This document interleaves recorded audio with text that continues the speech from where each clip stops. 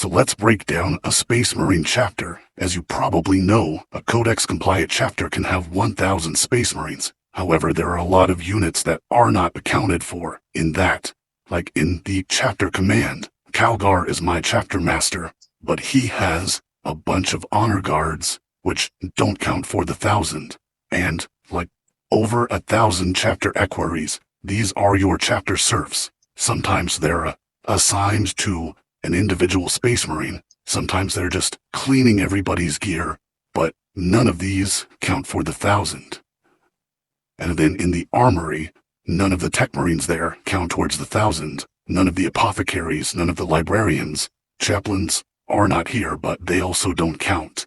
So, you have about 100 Space Marines that are usually pretty darn good, that don't count for the 1,000.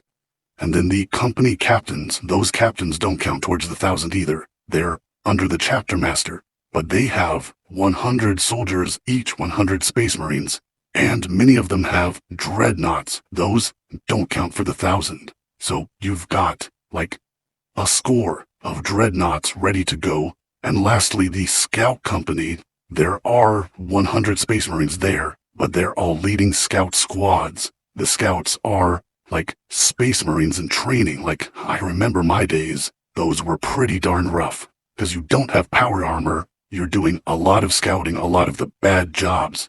But that's a quick breakdown of a chapter.